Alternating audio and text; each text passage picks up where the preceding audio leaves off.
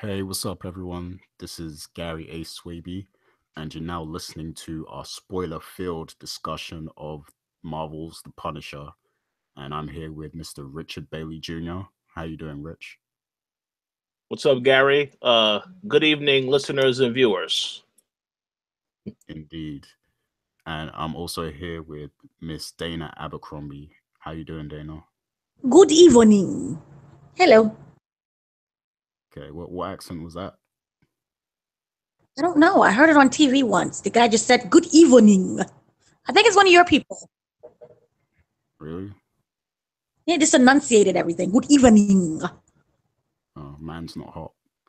Anyway, yeah, so let's get right into this discussion. We did our spoiler-free discussion before. Obviously, we couldn't really talk about, the story and the plot and everything, but now the show's been out for a week, and I hope everyone has seen it by now, especially if you're listening to this show. Otherwise, take this as your final warning to, click out of the show and wait until a later time until you finish watching the show and then come back because, we're going to spoil everything right now.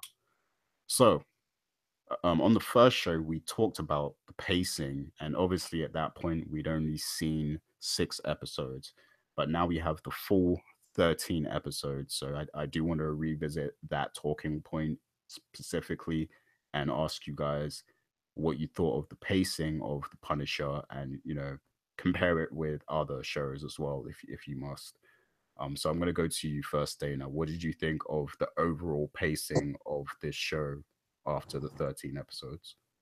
Well, obviously, this is not going to be like Daredevil. This is not the Avengers. This is not, anything that's going to be heavy on the action. I found that the pacing was a good breather, and it really allowed for there to be a heavy emphasis on the story, which I appreciated overall. I really felt that I was able to get a grasp of who Frank Castle, the man, was. Yes, we know his story. We've heard it 15,000 different times. But this is the first time that I feel that it gave an intimate look into his life. We got to know his thoughts, his characters, everything that happened within the season. We was able to see a transformation of him as a person, as opposed to just basically a serial killer. I think by going this route, it made him more human, and everyone's story that was involved, I was able to truly get a grasp of, and I felt a connection to everyone's story. Yeah, I agree. And that's one of the things I like about the pacing of the show and what they managed to achieve throughout the 13 episodes. Because, there was a lot of interesting characters in this show. And I feel like they all kind of got their focus, by the time the series finished. So that was a good thing. But Rich, what's And it your was, thoughts? oh, sorry. Oh, no, go ahead. What was you saying? No, I was just saying there was also they was able to balance it with action. It wasn't like just complete, talking and monologues and slow movements and introspective glances. It was also meshed really well with a lot of powerful action scenes and a lot of powerful of the basically killing sprees, I guess, and the violence, which was very heavy but also grounded in a lot of realism, which really helped the pacing of the story for me. Yeah. Yeah, I agree. Rich, what's your thoughts? I'm actually going to echo a lot of the points that Dana has already made. I personally thought the pacing was great. One of the things that you both touched on was that how they managed to tell a lot of different stories, but when they needed to, they focused specifically on the things that mattered regarding some characters. Like, for example, Walcott, we saw all of the stuff going on with him and having to deal with the PTSD. And eventually that came to a head as we got into the later episodes and we see what happens to that character. Matter of fact, speaking of that episode in particular, I like how they told the story, but I think that somebody definitely would have to pay attention to that episode just to make sure you catch how they're actually telling the story, because they kept going back and forth, you know, talking about what happened at that particular moment regarding his character and Frank colliding, which I thought was interesting. But even down to the different conflicts, you know, I recall episode 12, we saw Frank go up against one of the enemies he had to deal with, and then of course they saved the last bad enemy for the last episode. Like I liked how they didn't force that he had to deal with both of them in one episode. They gave him separate episodes to deal with both of those guys. And yeah, again, overall, the pacing in regards to the action, the dialogue, all the stuff I thought was great. And as I said before, I still think it is by far the best Netflix Marvel series this year, without a doubt. Cool. Yeah. I definitely agree with a lot of that. So you mentioned Walcott, and that's actually one of the characters I wanted to, talk about a lot. So yeah, there were a lot of interesting subplots as we mentioned, and the Walcott one was definitely, one that really stood out. It shined, even though it was kind of like a subplot in the whole thing. It didn't really stretch out till the outcome, but it did have a significant impact on the show and the characters in the show. So um what did you guys think of the whole Walcott story arc and how that kind of played out? One thing I like is, when it did come time for Frank to come face to face with Walcott and confront him, like I liked seeing that level of respect that Walcott showed for him, even though they were, on opposing sides at the time. It's like he kind of had that mutual respect for, a fellow soldier, who who was also in duty, just like he was. So I liked that. That really played off of his beliefs and what he represents as a character. And yeah, it was just super interesting to see all of that play out. His character from the very start, was um, definitely demanding a lot of attention, in the show. But Dana, I know you had a lot of thoughts on, how that character was handled and, how the PTSD stuff was portrayed in the show. So what's your thoughts on Walcott and that whole subplot? Well, as I said previously, I'm a huge fan of what they did with Wilcox's character and, soldiers overall. I think that this show did a great service for regular civilians to understand what it's like to go over to another country and to, basically be in war and what happens when they come back. And that mindset and that mind frame that they're in is a feeling of isolation and a feeling that they don't belong. And yeah, you can easily say I support the troops, but I think it showed a great reflection of how hard it was for him to not only adjust, but how hard it was for people, all soldiers, to come back and find that stability, that, go and find work and you be able to contribute to society. And that inner struggle, that kind of like demon of where he was back over in, I think it was Afghanistan. For me, it was his storyline was just as equal to Frank's. And them having that final showdown, the way how it panned out, there is a level of respect that you do have for someone when you both serve in the service together, when you're both in that service together. And it showed that even though they're on different sides, how they are able to still have that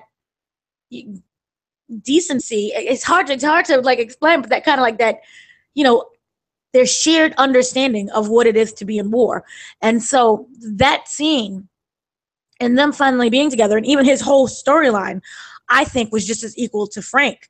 And it was definitely not something that I saw coming, beginning the show. I originally thought it was just going to be Frank Castle and, him coming back again as the Punisher, and whether or not people are going to figure out he's dead. I did not expect for this to go and take so many different avenues that it did. And I strongly appreciate that. Yeah, for sure. Rich, what did you think about it? Well, first and foremost, Dana made some great points, so I have to say yes, a lot of strong points that I agree on.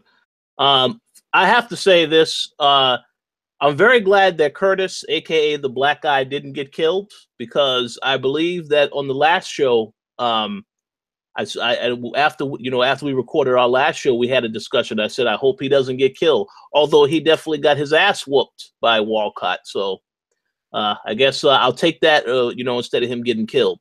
But in regards to the character himself, I I have to say personally, I don't really know much about PTSD because I haven't experienced it. I do know that we have another fan that listens to the podcast, and we saw at E3 Reggie, aka Weapon X. He actually served, and he deals with PTSD regularly. So even as someone who's seen the show, even he says it's fantastic how they were able to communicate exactly what that issue is in the way that they did. So I have to give them props for that. It's very unfortunate to see the character meet his end. But I know it was a struggle for him to get to the point that he was at. And obviously it was hard for him to turn back after he kept doing so many things. That is one aspect of the show that I feel as though, I have to give the writers, everybody credit for, because you have these people that are seen as antagonists, but you make them three-dimensional in a sense because you give them a sense of what led them to this point. That was something we saw in Civil War with the villain that they had in that particular movie also. And I think when the filmmakers actually take the time to make you try to sympathize for the villain to an extent, because you see what got them to that point, you have to say that's how you should handle these types of characters. I'm not going to take a shot, but I will just say I didn't get that when I saw Justice League. I didn't care about the villain, and to me that's the issue right there. So the fact that they in this show decided to actually make you care about these particular villains, that was, I thought, very important. And even when you get into the discussion and you talk about the main villain, because really this whole show was about building up this character so that when he comes back, if they decide to do another season, which I'm sure they will, he'll be a focal point of that. But we got a chance to see his transformation as well. So yeah, it really gives you more sides as to the motivations of the villain, feeling sorry for what they've done, but also understanding that, they do bad things. It definitely impacts them as a whole, but it just gives you a deeper look into their psyche, how they work, how they operate. And I have a lot of appreciation for that.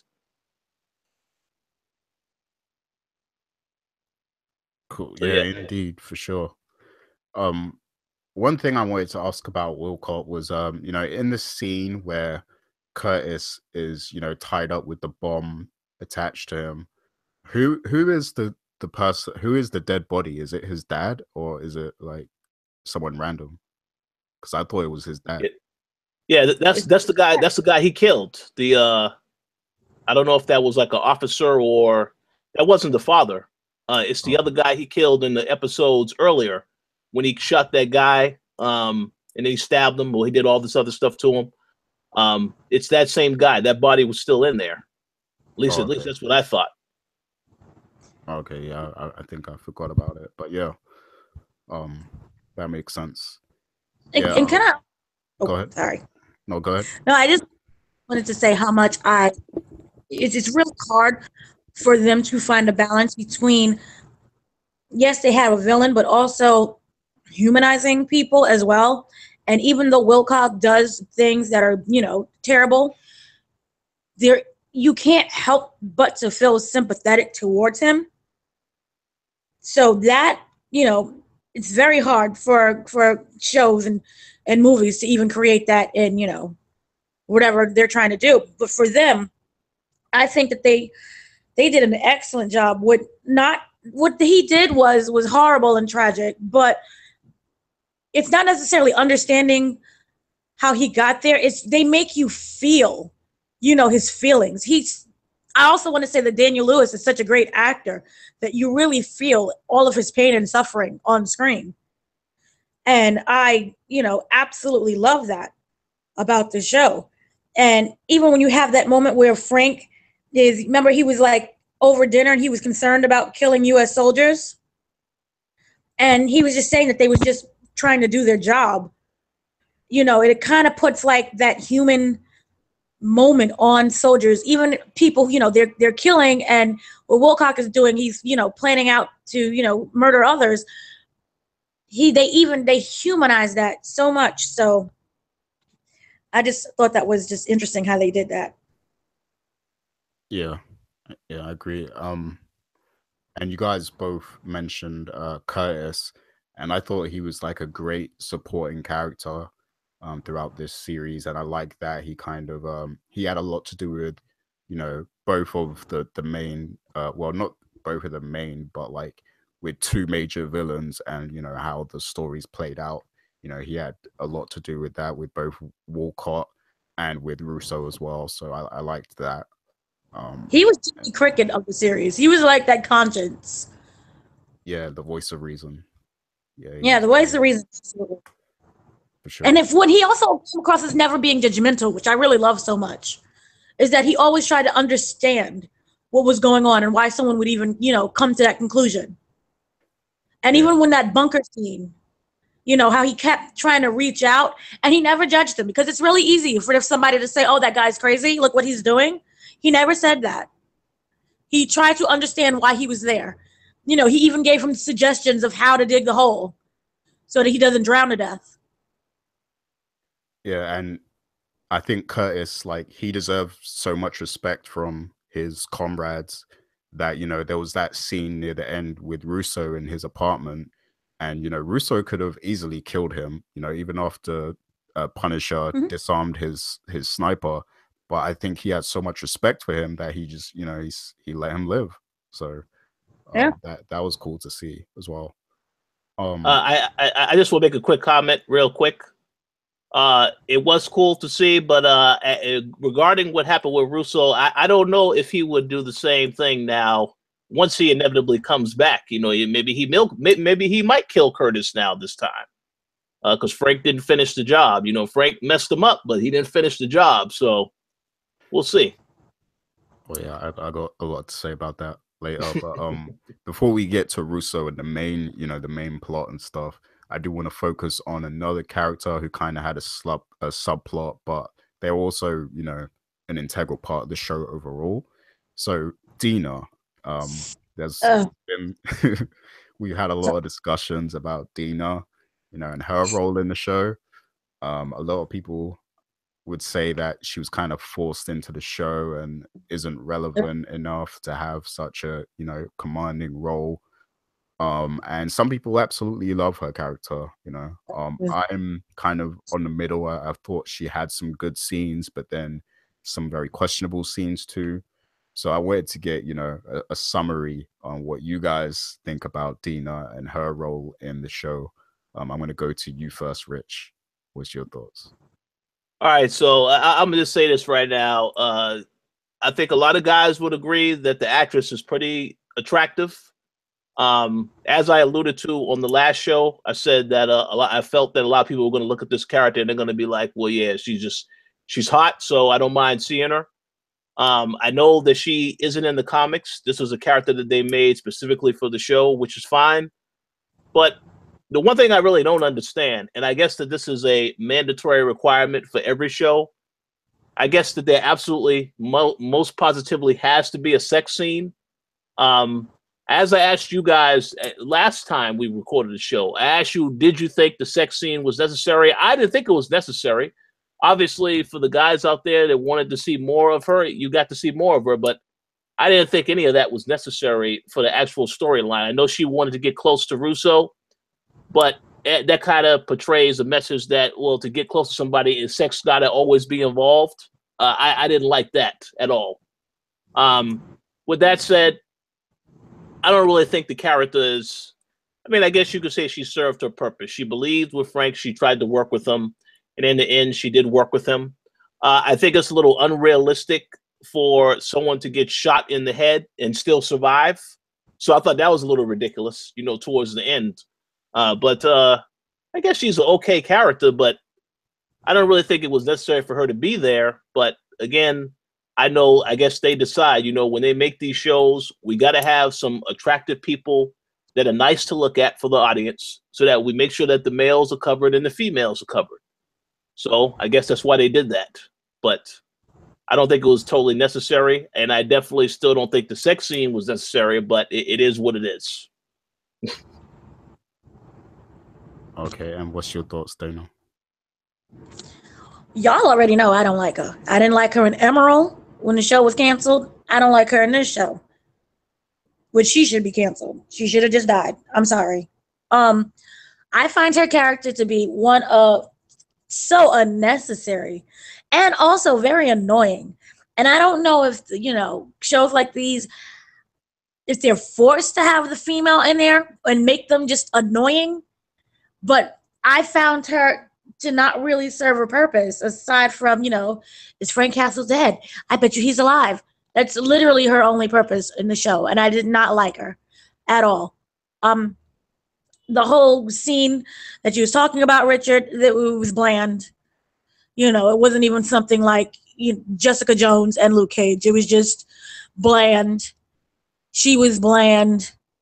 She was just boring. I didn't really pay much attention when she was on screen. So I found her to just not be something that was, necessary for the show at all. So I didn't like her. But more power to anybody who likes her. I don't like her. Yeah, I thought her character was going to be promising, in the early part of the series, but then it got a bit more questionable as it went along, and then by the end, I was yeah, I thought it was like one of those, Scarlet Witch or one of those type of Black Widow, strong, powerful woman leading actress type thing, and she just ended up becoming whiny and annoying. Yeah, exactly. And by the end of the series, I was like left questioning whether she was just there for the purpose of being, like being there for girl power, basically, to show that, women can equality. have a strong, tough role. But I feel like Micro's wife filled the role. No. Say that again? No, even if you want to have a strong, tough female lead, I mean, getting shot in the head, yay, she's strong and tough. Her bones are, at least, her skull is. But I didn't find her to be strong and tough, even just her character itself. I just found her to be just there. She was someone they just placed there. And, she was just annoying. And what about her partner? What did you think of him? I liked him. I liked him because you got to see a progression of his character over the 13 episodes. He was one of those guys who's just really nonchalant, not necessarily lazy, but I guess you could say lazy. You're not really enthusiastic about the task at hand. And then you really saw him have like a drive and a focus and this getting a purpose, a reason to wake up in the morning. And I really liked that about him. And to me, he came across as, a little humorous. So he provided that nice little balance. He was a little voice in our head, the little jokes that we can say to ourselves, the little commentary. So I liked him, but I did not like her. And they did not have chemistry together. It just seems like they just randomly threw her with him and they didn't have a chance to play off of each other. So that's also another thing that I didn't like about her. But I really liked him. Okay. And did anyone else think that she left the bug in her office too long? Like, because I know they were trying to create bait to catch, whoever it was, but it seemed like it stayed up for a good time after that as well. Oh, no, I didn't see it that way. Okay. I guess it's just me. Yeah, I guess. Hey, well, it's all right. I just want to make a quick comment about the partner. Yeah, the partner was, to me, the comic relief, likable character. That unfortunately, when he actually does get killed, you ask yourself, well, why did they have to kill this guy? This guy is just a nice guy, funny, entertaining. So, and I guess he was used to give her more drive to figure out, to get to the bottom of everything. Although, you know, Gary, as you said, well, we'll get into that later. But as you said, why was she laid up with old boy after her partner got killed? That's a good question. So we'll answer that. But see, even that, when he got killed, I actually felt something. I was like, oh no, he's dead. That's not good. But when she got shot, it was like a little tiny victory dance. I was like, oh, she's dead. But then she lived. So Yeah, Rich, if you had more to say about her relationship with Russo, go ahead. You can talk about that now. Yeah. I just you know, obviously the deception of her not knowing, you know, not thinking that, well, maybe he is involved in this. You know, when she finally figured it out, it's like, okay, yeah, at that point, it's a little really late in the process. But yeah, she laid up with this dude after her partner gets killed. And the thing I didn't really understand, you know, I know obviously you wanted to use Russo to get close to him, figure out what's going on with him, but then it seemed to me like she started to catch feelings. Because as I said, there was more than one sex scene. I'm like, well, okay, this is more than trying to get close to the guy, because obviously you have a more of a, you know, and I don't like that, because just like when we spoke about Power in the past and how Angela, you know, it always had to be sex scenes with Angela and Ghost. And then last season, we didn't see any of those scenes between those two, which was a much needed change. So I just didn't understand, you know. I feel like if you're a good detective, you can find other ways to make this guy work with you. It doesn't need to be physical. But again, that's just my opinion. But Yeah, no, completely that's all. agree. That's all I was going to say about that particular situation. Did you well, have see, any more to add to that, Dana? yeah, I didn't view it so much as her catching feelings right away. What I viewed it as, oh, you know, she's getting the guy vulnerable in order for him to start spilling information. The problem is that she's really slow. So she's not going to be able to grasp the information that he's giving her. So I felt that the reason why she slept with him again was just because she was slow and not necessarily because she was catching full-fledged feelings. Like, I thought she liked him, but I didn't see it as like, oh my God, I'm in love with him and this is going to be great and we should plan a wedding together. I didn't see it as that. I just see her as her trying to get information from him, but she also just being really freaking slow. Wait, so Dana, are you saying that if a woman wants to get information from a guy, she should just sleep with him? No, I'm not saying that. I'm saying do you, boo. Whichever way works out for you, you do you. But no, don't sleep with people in order to get information from them. Men are stupid. You can find other ways to get information. Fair enough. Yeah, I agree. Most of those scenes didn't really make sense. And it kind of took away from her character a bit, I think. But yeah, that's that. Well, she took away from her character. I just What was don't that? like her. I really don't. I said she took away from her character. I just don't like her. I don't like that actress. I just don't. I'm sorry. Do you think the role would have been strong if a better actress played her? If it was another actress and if they actually cared about the character that they magically created. Fair enough. Yeah, I agree with that. And my thing was, wasn't even like a romance, thing that they was going on.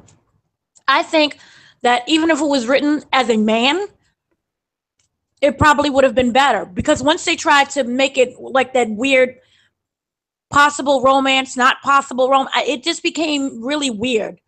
And then her on top of that with that acting it just really just diluted the whole show. Okay.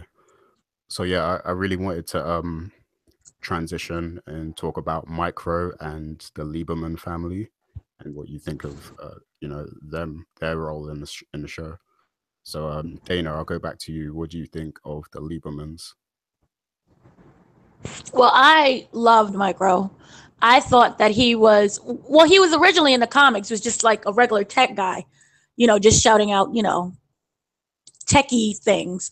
I think that they made him a wonderful three-dimensional character, and I loved the family, and I loved how also, again, going back on war and soldiers, how war affects, yes, the soldier, but also their family, and how he had to go into hiding for hacking into that program, and he had to go into hiding for that, and how that affected the family as well.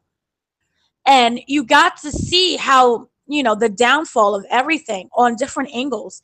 And I really like the story. They wasn't trying to push like a romance between Frank and the wife.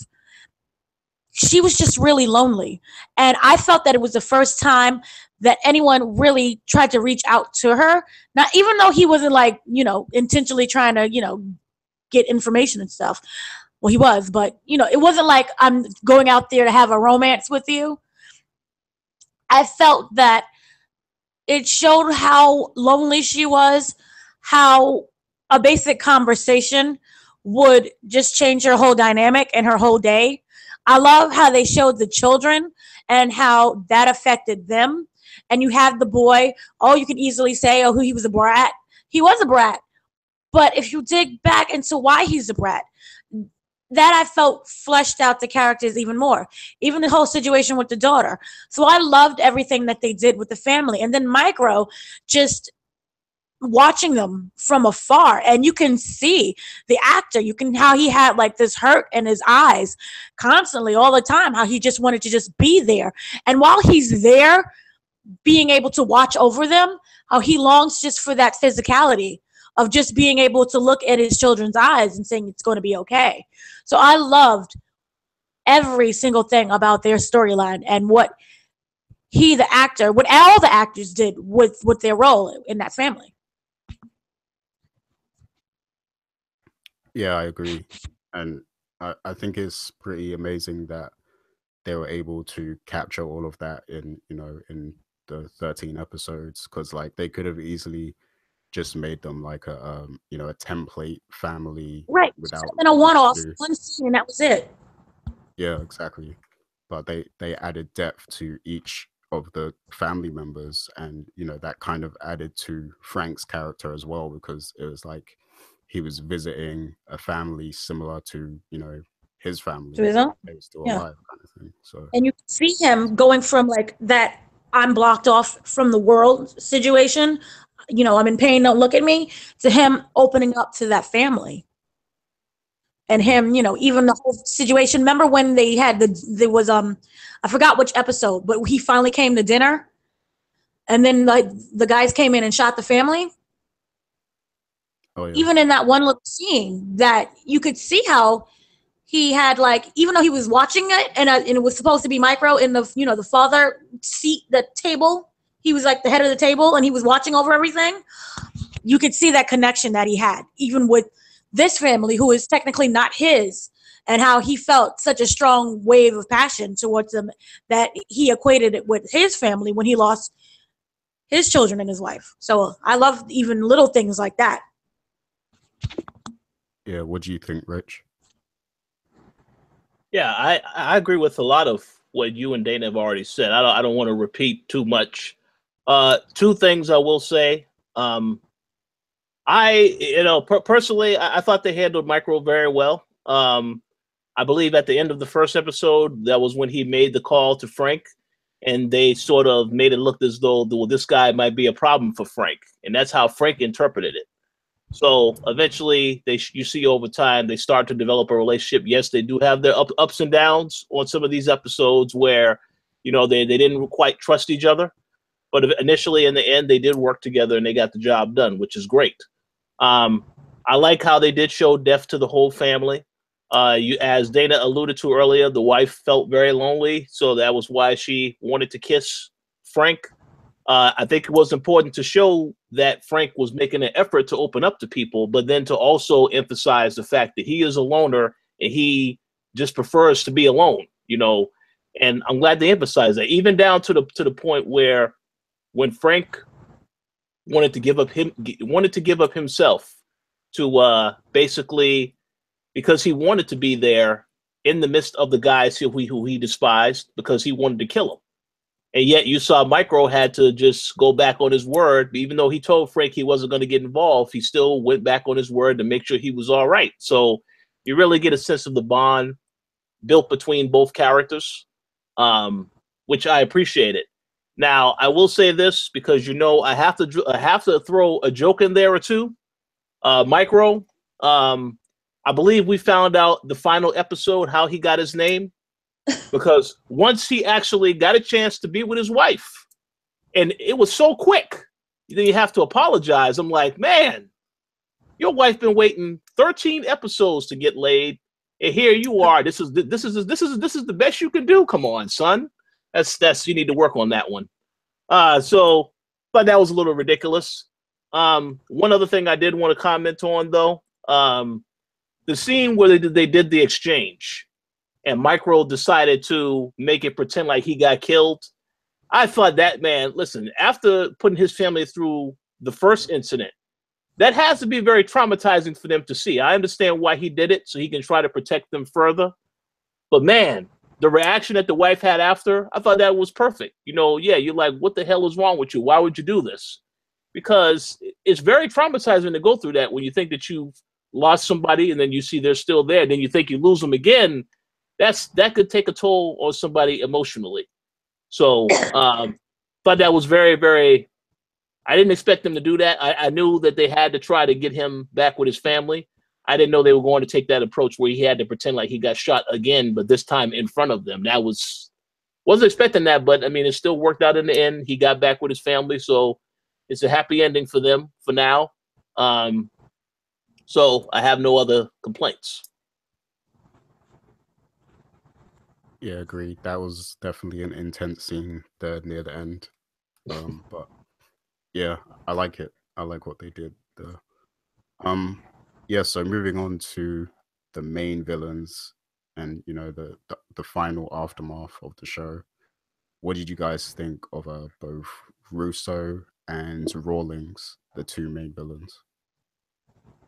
Dana, you go first.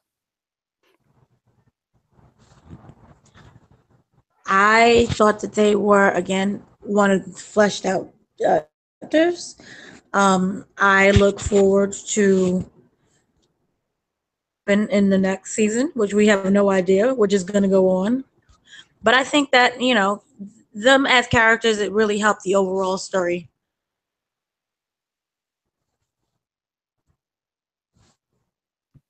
What did you think of like the final payoff with Rawlings, like, and the amount of violence that was in that scene? Do you think that was deserving of that character?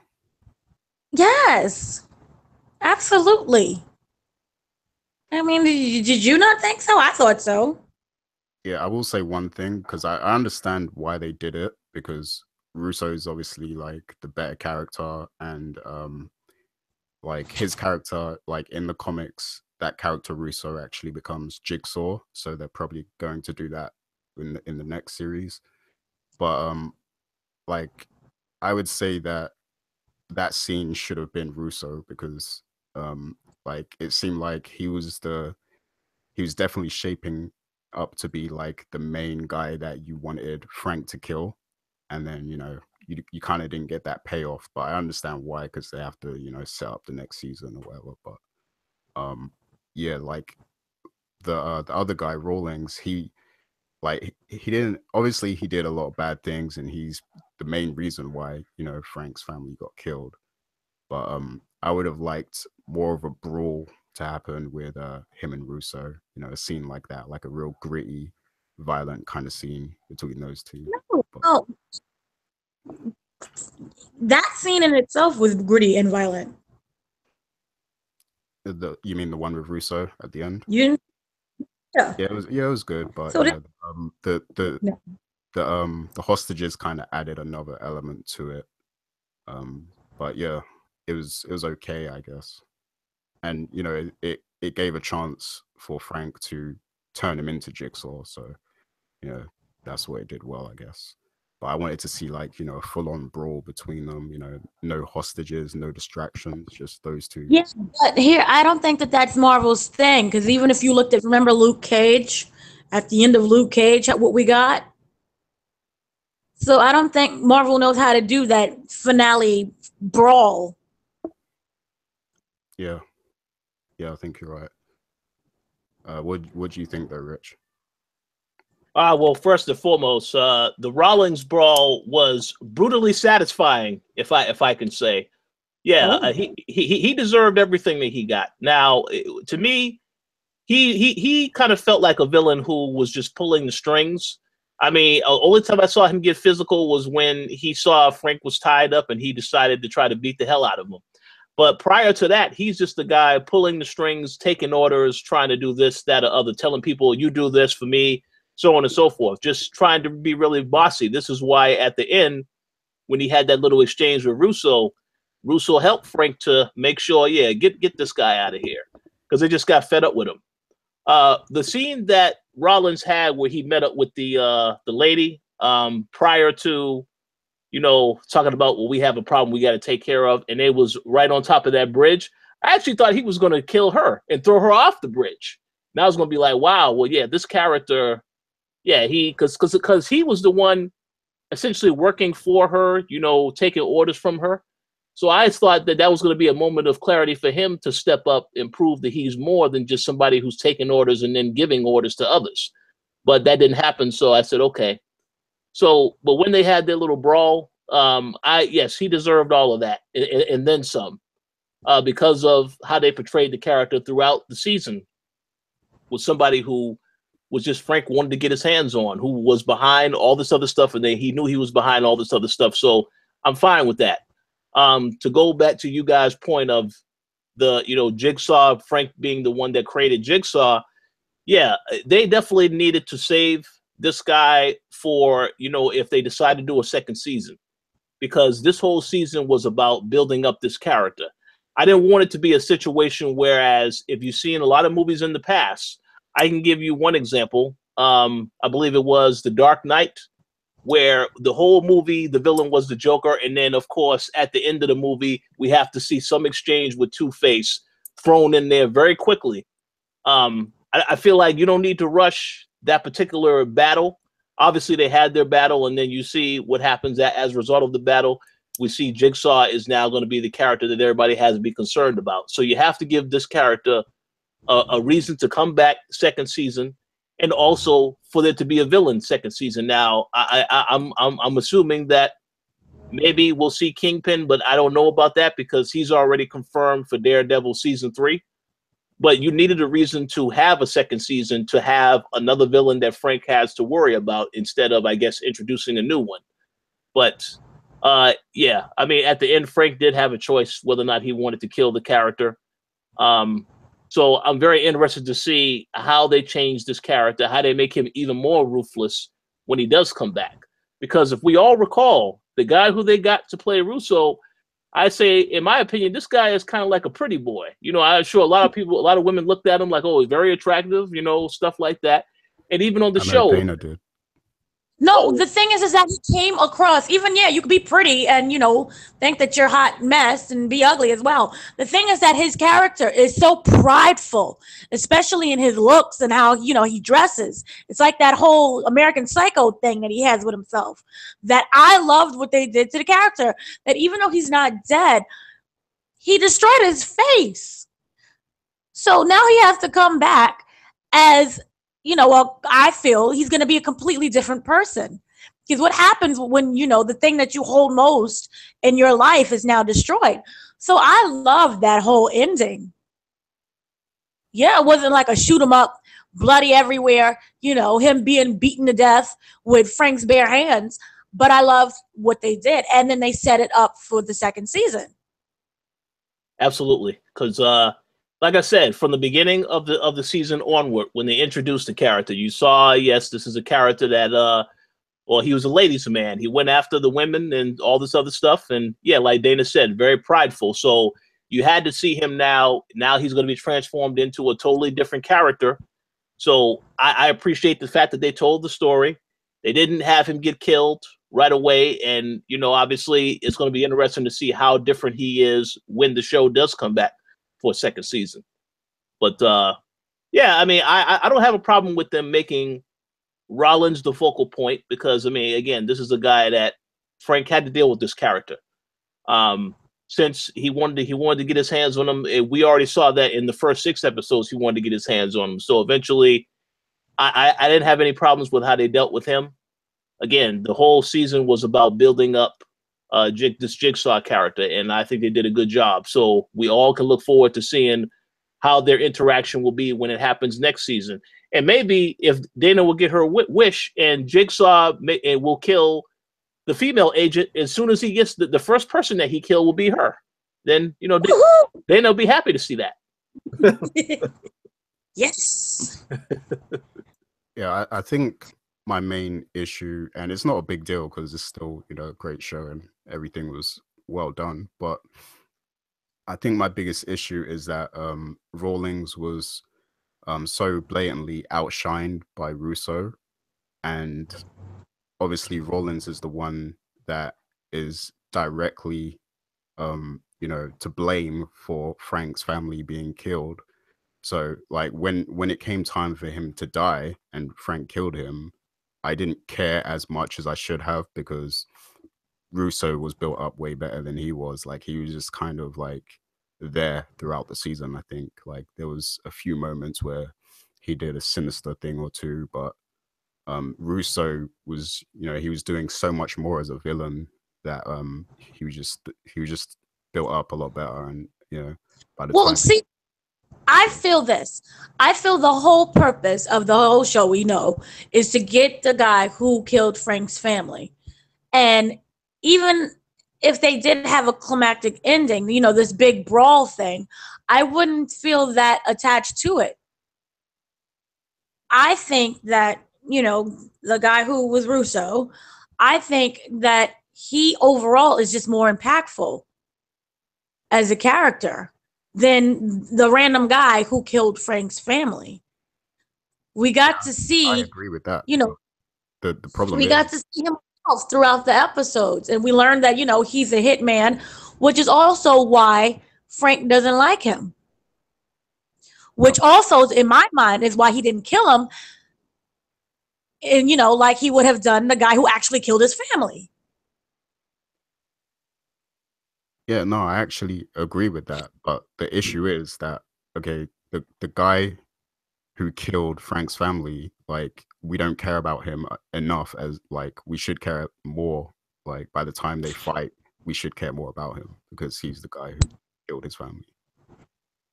I mean, I saw it as, yes, this is weird how I saw it. I saw it that throughout the episodes, Frank had this extremely strong passion to go and find the guy who killed his family. And throughout these episodes, we saw him become more human. And by the time that he was able to actually kill the guy, it wasn't the same impact as, say, he was when he was that raging, revengeful person in, say, season 2 of Daredevil, or even in the beginning of The Punisher. So by the time that he faced the guy, it was like, okay, I finally found you. I'm going to kill you now. He already worked through his issues by, one, being involved with Micro's family, all these different characters that came in and out of his life. That's how I feel. I just want to make one quick point. Go ahead. They did have the dialogue between Russo and Frank where Russo said he wasn't involved. Like, he wasn't the one who killed. He knew about the fact that they were going to kill Frank's family, but he wasn't the one that was actually involved in that. So I guess that's another reason why he was spared, because, again, Frank wanted to get to whoever was behind it. And I'm assuming that that's what Rollins, he is the main one that was behind all of this. But yeah, that's all I was going to say. Yeah, so let's get to, I mean, we've already kind of touched on it by now, but that final scene, between Russo and Frank, is it definitely what you were expecting, and did it satisfy you, as an ending?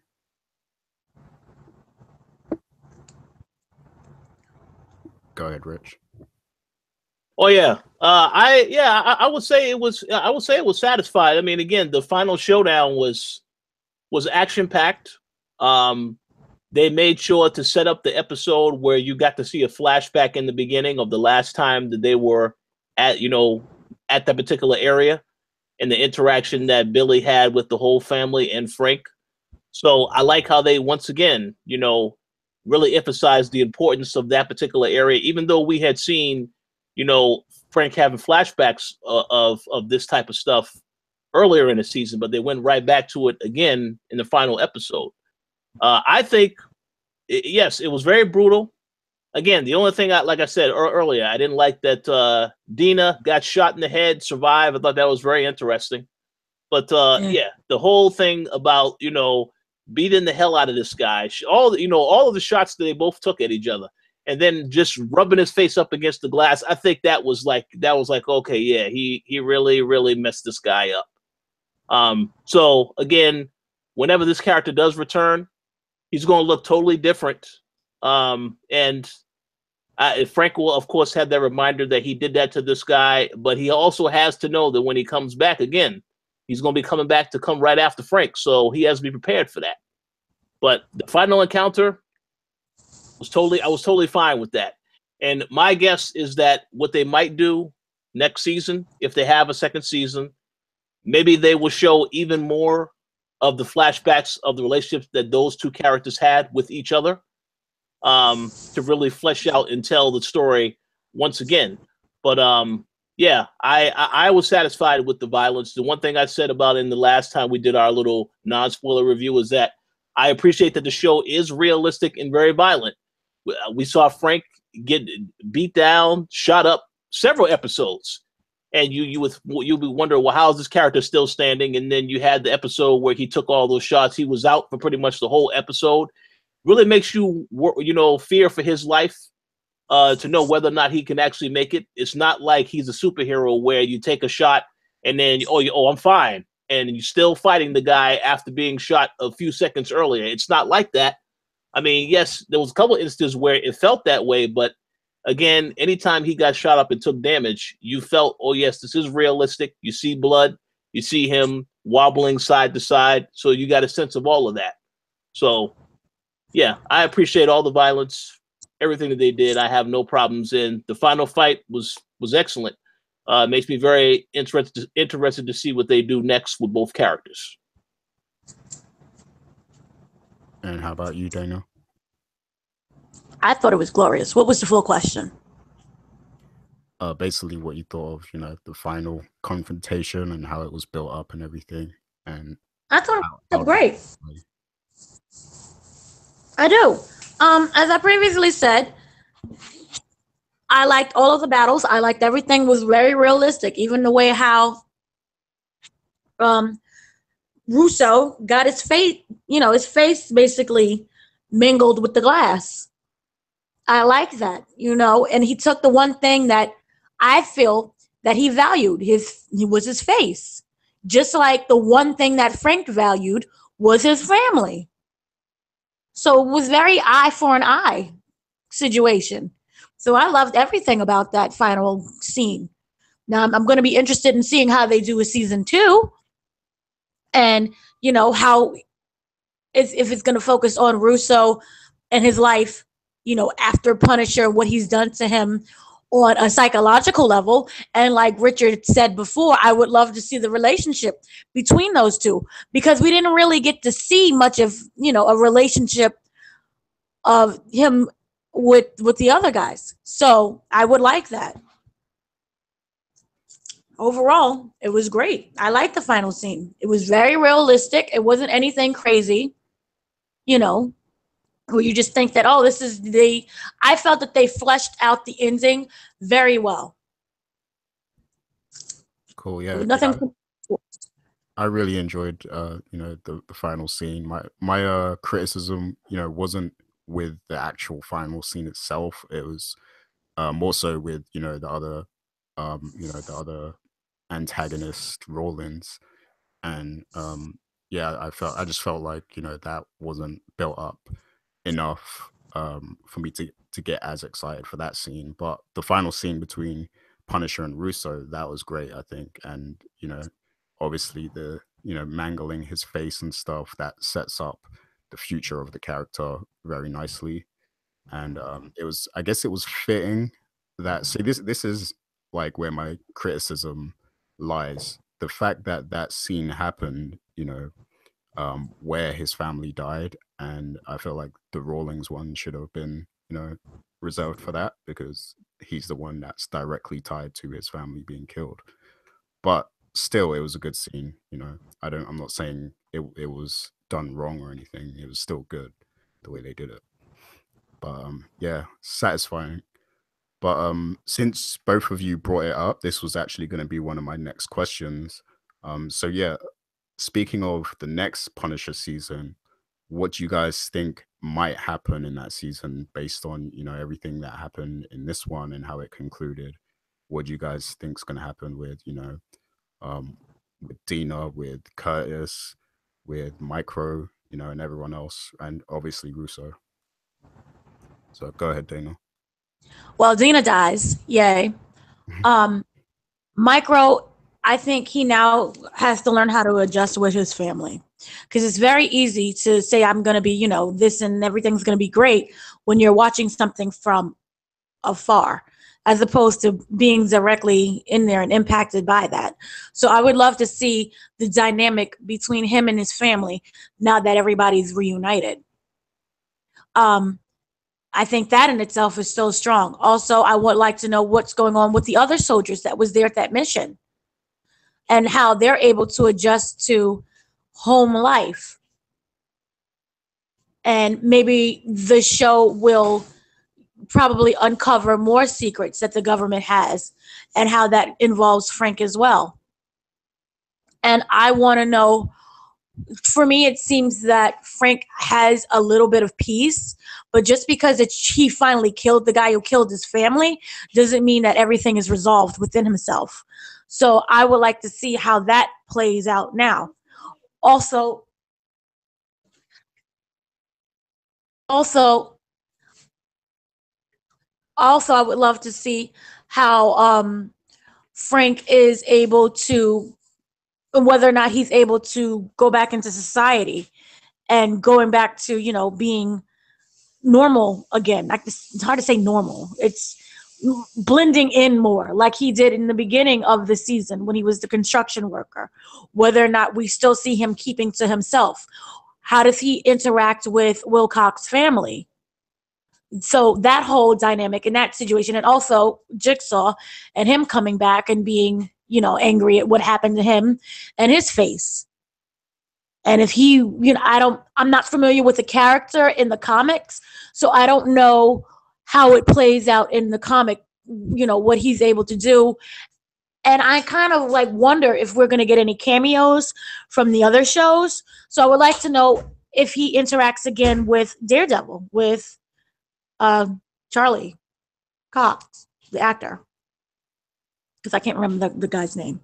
So that would be very interesting. And also Karen. As much as I found Karen to be annoying, I would like to know what happens between those two. So that would be interesting. Cool. Yeah. As for me, I can tell you what I want to happen, but I know it's not going to happen because of how this one ended. But some of my favorite Punisher comics are when he's taking down like mob bosses and crime families and stuff. But obviously, with this, a lot of the focus was on the military aspect, and Russo, is with him being alive and the fact that he's now going to become Jigsaw is probably going to revisit a lot of those themes in the next series. But I would love to just see Punisher taking down some mob bosses, and also because sometimes the Kingpin is a big part of Punisher in the comics. So I would like to see that character make a comeback, because we saw him in Daredevil previously. In season 2 of Daredevil, we see Punisher and Kingpin have a showdown in the prison. So I would like to see them revisit those two going at it, because I think that would be interesting to see. But yeah, we're probably going to get, just more of Jigsaw, Russo doing his thing. He's probably going to figure out some way to get revenge. Maybe he'll team up with Kingpin. Who knows? That would be interesting to see. But It's weird, but I like this show as a standalone. I don't like them going, interacting so much with the other characters. I felt that it was stronger that way. yeah, but I think Kingpin is one of those characters where he was in Daredevil, but he's not. You don't really associate him with being another show. He kind of stands out as a character himself, and plus, in the Marvel comics, he's a big part of a lot of characters. Like even Spider-Man, he's in a lot of Spider-Man comics. So Yeah. he's a villain that can kind of be for anyone, on the street level, I think. So I think that can work. But go ahead, Rich. What's your thoughts on what might be coming in season 2? Well, yeah, you both made some good points already. I think that the focal point is on Jigsaw, because again, in this particular season, we just saw his origin story of how he got to where he is right now. The character is still going to have to, adjust to things once he gets out. I know they mentioned that he may have some brain damage at the end of the end of the last episode. So I don't know if he's going to remember everything right away. It may take a little bit of time for him to get back to that point, but once he does, I do expect him to go after a lot of the people that he blames for this. I also expect him to go after Micro, actually. Maybe do something to make that family suffer, because we now know that Frank is attached to Micro, has grown to like the family. So he obviously would want to protect them. But in order to get to Frank, he's definitely going to hurt people that Frank likes. I know that's a bit cliche for what villains do nowadays in these movies, but I expect that to happen. As for Kingpin, we already know that Vincent D'Onofrio is working on Daredevil season 3. I am not going to say maybe Kingpin doesn't show up in this particular next season, but I will definitely say that whatever happens in Daredevil season 3, it may have ramifications on this particular season.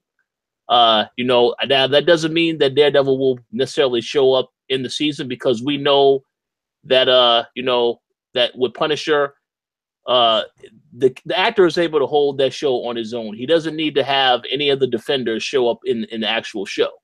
So that's fine. It can happen the same way that he showed up in Daredevil season 2, and then in season 2 of Punisher, Daredevil shows up in his show. They could very well do that if they want to. But I think, again, the focal point will be on Jigsaw. But with that said, I also think they may introduce other Punisher villains, just to keep Frank busy for a little while, because he has to be busy. If Jigsaw is not the villain in right out of the gates, like in the first half of the season, they have to have someone else to keep him busy. Maybe you have Bullseye, any of these other villains that he's had in the comics. Maybe you introduce that, or maybe it'll be a new villain that you introduce that he has to deal with. But I definitely think Jigsaw is the main focal point for next season. And it'll be very interesting to see how the Kingpin is involved, because we do know he will definitely be in Daredevil season 3. But that's just my guess. Nice. I'm happy to hear that. I didn't know that, but I'm happy to hear that now. But yeah, you're right, because they had a lot of subplots in this one, so I'm sure they can fit in a few other villains in season 2. Maybe Hammerhead. He's another one that I like reading about. That would be cool to see. But yeah, you guys pretty much, well, you didn't answer it fully, but you brung up the next question I was gonna ask. So a lot of people were wondering why there wasn't as many crossovers as in the other Marvel Netflix shows. We didn't see any Daredevil.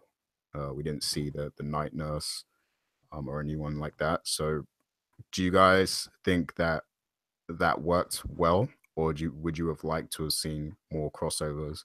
Obviously, we did get Karen Page, who was previously in Daredevil. and Defenders, but do you guys think it needed more crossovers, and would you like to see more crossovers in the next one? Richard, you kind of already answered that, but Dana, what's your thoughts? No, it didn't need it. The story was strong enough alone.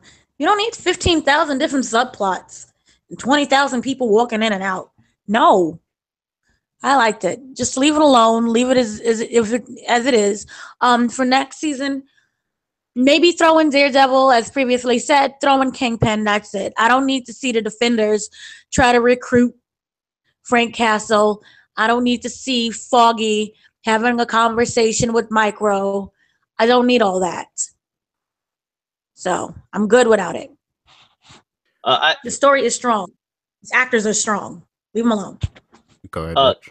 I agree with everything Dana said, but I'll just say this. Hopefully that this doesn't get downvoted when I make this comment. But I feel as though they definitely don't need to have any other people in there. Defenders, I was very disappointed with that show.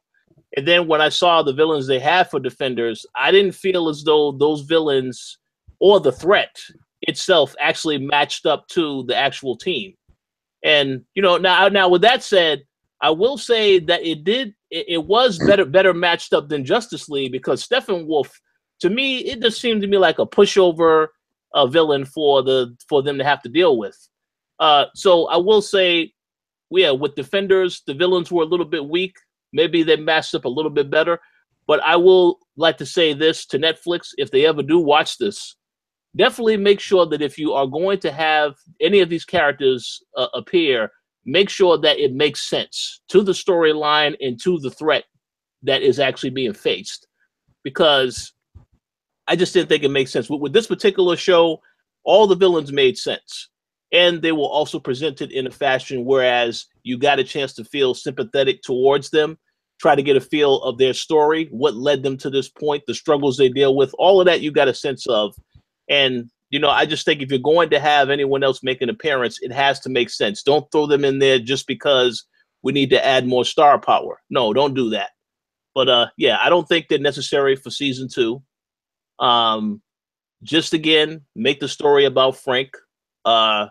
Really emphasize and go deeper into, because I believe that in this particular season, the storyline for Frank was about figuring out who killed his family, but also about him dealing with trying to open up, not really opening up, but trying to just give people just a little bit of who he is. So next season, he's still going to struggle with that type of stuff. So leave that on its own, emphasize that. Maybe he eventually opens up to Karen, who knows? But yeah, they don't need to really take it too much further, and you definitely don't need to have other people, because adding other characters may take the spotlight off of him, and I don't want them to do that. Just focus on the main character, unless you have a good story and a good reason to add other people to it. That's all I was going to say.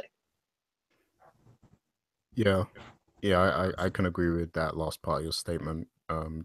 It definitely has to make sense for it to happen.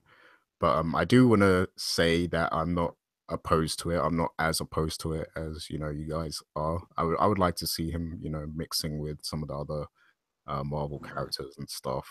I do agree that he can stand on his own, and he did a good job standing on his own in this series.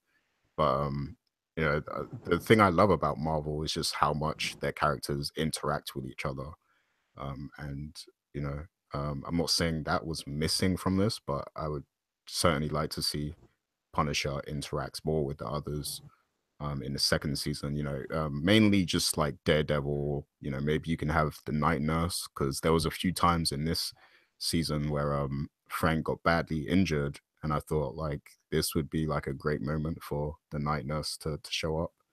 She's on vacation. Yeah, she probably is. She's probably with Luke Cage. Well, yeah. Just one quick point I was going to say. The other reason why the other characters didn't show up, we have to remember that Frank, you know, he is not above killing people. We already know that Daredevil does not want to kill anybody, and we know a lot of the other ones don't want to kill people either. It all depends. It all depends. We know Iron Fist. Oh Lord. Oh hell no! I don't want to see that team up, because Iron Fist. Nah, man. That season was pretty bad. But yeah, it has to, like I said, it has to make sense because we know that Frank, whenever it gets to a point where he has to kill somebody, then that will become a conflict between him and the other hero, which is like, well, I don't think we need to kill him. Well, no, we need to kill him. And by the time they said, I don't think we need to kill him, Frank has already shot the other person dead. So that's going to be an ongoing conflict if they do have any of the other heroes show up in season 2. Yeah, you make a good point with that. But I do think that they can write around that. But yeah, that is a good point because he's definitely going to have beef with any of them. But I do also want to say that it probably makes more sense to have Daredevil since he is like a mortal person with no like main special power, whereas Luke Cage, Jessica Jones, and Iron Fist, they are super powered, so it would probably throw off the balance of the show a bit, if he needed them, because obviously he's fighting people who don't have powers and aren't mystical and stuff. So he can be the I can see. Hawkeye of the group. Say that again. He can be the Hawkeye of the Defenders. Yeah, although I will say I would rather have Punisher in the Avengers than Hawkeye. Like that, like Hawkeye is rubbish. So yeah, but yeah, I think the crossovers can be done if it's done in the right way. Like, don't just throw them in there just because. But if there's a valid reason for him to, need to team up with one of the others, then I'm not opposed to it. Like maybe he might need Luke Cage to help him, take down someone who's super powered, in one episode or something like that. It doesn't have to be like a whole season thing, but it'd be cool to see. But yeah, that's pretty much all I had to say on that. You guys got any final thoughts on that in particular before we get to final verdicts? Oh no, I think you summed up. I think you both summed up everything pretty nicely in terms of the topic. Like I said, I'm very curious to see what happens with season 2. They did a great job of building on Jigsaw, so I'm curious to see where they go with that next. But yeah, if they do decide that they do decide to add other characters, like I said, just so long as it works, I'm fine with it. But we'll see what they do. Okay, yeah. So let's get to our final verdicts on the show. So we'll go with mine first. Overall, I'm satisfied. Punisher is one of my favorite Marvel characters, so I think they did it justice. The only thing that's missing is a scene with him using a chain gun, a minigun, because that's like a signature Punisher thing. But I guess they couldn't fit that into the budget, so it's understandable, I guess. But yeah, I'm happy with the show overall, and it, season 2 is definitely promising. I hope it comes on Netflix before Disney starts their own streaming service, because they're going to move all of those shows off of Netflix and put it on their own streaming service, and I'm not paying for both. So yeah, I hope we'll get that on Netflix. But yeah, Rich, what's your final verdict? Yeah, overall, as I said at the beginning of this podcast, this is without a doubt the best Marvel Netflix show so far this year. I don't really know if I would say it's the best Marvel Netflix show ever, because I still think Daredevil's at the very top of the list, but this was a great show this year. Anyone that still hasn't seen the show, but yet you listen to this podcast, you are doing it wrong. Stop the show and stop watching us and watch the show immediately. It's definitely worth your time, and I think you'll be pleasantly surprised, especially if you're looking for something that's grounded in reality, and it's not afraid to push the envelope. But awesome show, excellent effort from Marvel and Netflix, and I can't wait to see what happens in season 2. Oh yeah, as for my official ranking, I think I would say Daredevil season 2 number 1, Punisher number 2, and Daredevil season 1 number 3. As for like my top 3 ranking of the shows. But yeah, how about you, Dana? What's your final verdict? It is my overall number 2 out of all of the Marvel TV shows. So that's how much I liked it. I look forward to season 2. Hopefully, it'll be, not in 2024, where we're all on the Disney streaming network. It's going to be on Disney streaming. That I know for sure in my heart. But I hope they don't screw up season 2. I love all of the writers and the showrunner. I hope they keep everyone as they are.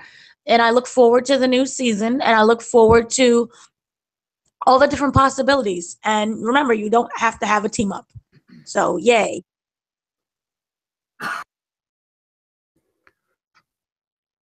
Okay, cool. You mentioned Punisher was your number 2. So what's your number 1 and number 3? I'm anxious to know. This year, okay, this is how it is on the list. It's my number 2 of all Marvel TV shows that's on air. Number 1 that's on air now. So number 1 would be The Gifted. Now Netflix Marvel, number 1 would be season 2 of Daredevil, and then number 3 would be Jessica Jones. Okay, I thought you was gonna say Inhumans number 1, but okay. Inhumans is like my number 0. It's not. It's my number 0. Yeah. And I sat through all those episodes too. So thank you, Marvel, for creating Punisher to erase my mind of Inhumans. Fair enough. So yeah, that's our final verdict on The Punisher. I hope you guys enjoyed listening to this. Definitely leave your comments and let us know what you guys thought of the show. But yeah, that's pretty much it from us at the moment. Be sure to check thekoalition.com for all the awesome content we have up there. And yeah, that's pretty much it for now. See you around, people.